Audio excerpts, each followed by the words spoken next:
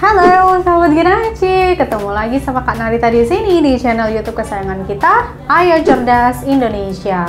Sahabat Genasi, hari ini Kak Narita mau bahas sesuatu yang ada di zaman dahulu, yang jauh banget dari zaman kita sekarang. Tapi sebelum itu, bagi sahabat Genasi dan teman-teman di rumah yang belum subscribe, silahkan klik tombol subscribe di bawah ini dan jangan lupa nyalakan loncengnya ya. Jadi kalau kita ada video baru, sahabat Genasi bisa langsung tonton, like, share, dan komen di setiap videonya. Oke, sahabat Genasi, hari ini Kak Narita mau bahas tentang manusia purba. Jadi hari ini Kak Narita akan bahas tentang manusia purba. Wah, manusia purba. Apa yang akan dibahas sama Kak Narita? Kalau mungkin di zaman kita sekarang, kita sudah bisa berkomunikasi dengan banyak cara gitu ya. Dan kita juga sudah dibekali dengan ilmu, cara berbicara, kita tahu abjad, kita bisa menulis dan membaca. Mungkin kita akan semakin lebih mudah kalau zaman sekarang gitu ya, atau sekarang-sekarang ini, di saat ini gitu ya. Tapi manusia purba zaman dahulu, kebayang nggak sih sahabat Genasi di rumah? Manusia purba itu cara berkomunikasinya bagaimana? Secara populasi manusia purba zaman dulu juga banyak gitu ya. Mereka juga banyak, bermacam-macam dan beragam. Cara mereka berkomunikasi sehari-hari seperti apa? Nah, di sini Kak Narita mau berikan informasi lengkap mengenai bagaimana manusia purba berkomunikasi. Nah, perkembangan dan kemajuan teknologi semakin berkembang seiring dengan pertumbuhan zaman, sahabat Genasi. Dimulai dari zaman prasejarah, kemudian ke zaman sejarah. Di mana zaman prasejarah ini zaman di mana orang-orang atau manusia saat itu belum mengenal tulisan. Nah, di zaman yang sejarah atau di zaman sejarah di mana manusia sudah mulai mengenal tulisan. Hingga saat ini kita sudah berada di zaman modern di mana semua alat dan mesin sudah sangat canggih, kita sudah sangat mudah dalam berkomunikasi dan mendapatkan informasi. Nah, dengan adanya 3 perbedaan zaman ini, maka cara berkomunikasi dari zaman ke zaman juga berbeda-beda. Yang Kak Narita akan bahas di hari ini adalah bagaimana cara manusia purba atau manusia di zaman prasejarah berkomunikasi, yaitu zaman dimana mereka belum mengenal tulisan. Nah, dari mana ya mereka ngobrolnya ya? Caranya gimana ya? Yang pertama, mereka atau manusia purba zaman dulu itu bisa berkomunikasi atau ngobrol melalui lukisan-lukisan atau gambar-gambar yang ada di gua. Mereka kan tidak bisa menulis, mereka juga tidak bisa membaca, tapi mereka bisa melihat atau membuat gambaran atau menganalisis sesuatu dari sebuah gambar gitu. Jadi dari visual gitu ya sahabat Genasi.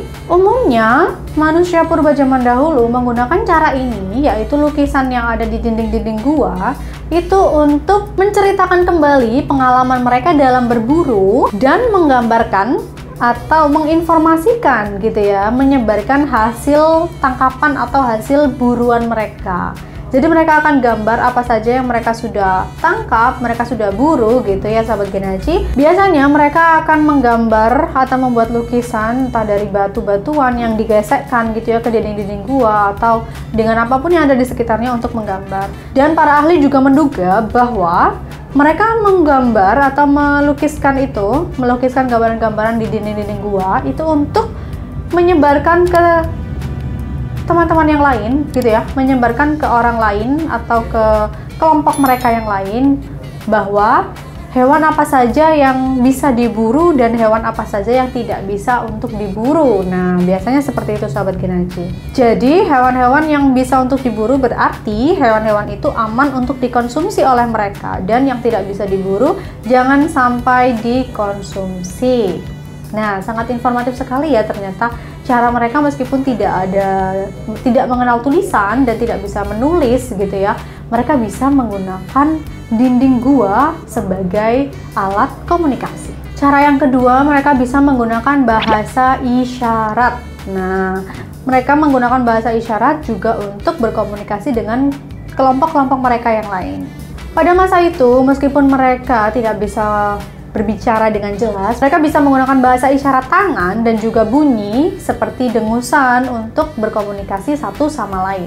Nah, terus dengan cara apa Kak Narita? Dengan alat apa mereka bisa menyampaikan isyarat-isyarat itu, apalagi bunyi gitu ya. Mereka bisa menyampaikan bahasa isyarat dari tangan dan juga bunyi itu biasanya dengan trompet, kemudian genderang. Nah, itu bisa mereka gunakan untuk ngobrol antar sesama mereka. Lalu ada juga api dan juga asap yang mereka gunakan untuk menyampaikan komunikasi jarak jauh, sahabat Genaji. Nah, biasanya kan kita berkomunikasi hanya jarak dekat. Kalau sekarang jarak jauh kita bisa menggunakan handphone, kemudian via Zoom gitu ya, atau online, atau internet dan lain sebagainya, atau sosial media kalau saat ini ya. Tapi zaman dulu karena belum ada itu semua, mereka menggunakan api dan juga asap, sahabat Genaji. Nah, gimana ya caranya ya?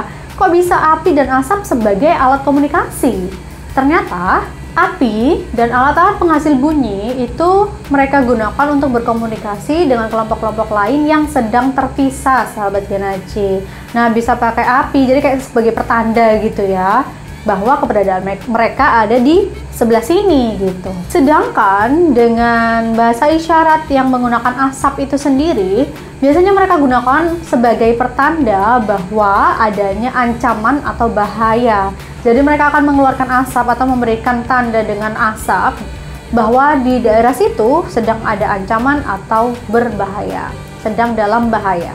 Nah, seiring berjalannya waktu, sahabat Genaji, manusia purba sudah mulai mengenal bahasa. Mereka sudah mulai bisa berbicara satu sama lain karena saking seringnya mungkin mereka dengan bahasa isyarat tadi ya, akhirnya terbentuklah sebuah bahasa baru yang mereka sendiri yang memahami satu sama lain. Tapi saat itu bahasa yang mereka gunakan juga masih sangat sederhana dan terbatas, hanya sebatas bahasa-bahasa peringatan atau memberi informasi tentang perburuan begitu. Barulah pada masa Homo sapiens mulailah tercipta bahasa yang menjadi alat komunikasi utama antar sesama manusia. Nah, jadi seiring pertumbuhan zaman dan seiring berjalannya waktu, manusia juga semakin pintar dan menemukan banyak hal dan banyak alat untuk berkomunikasi, sahabat Genaji. Baik, itu yang bisa Kak Narita sampaikan di video kali ini. Semoga bisa menjadi tambahan ilmu yang bermanfaat untuk kita, dan kita ketemu lagi di video-video selanjutnya. Terima kasih.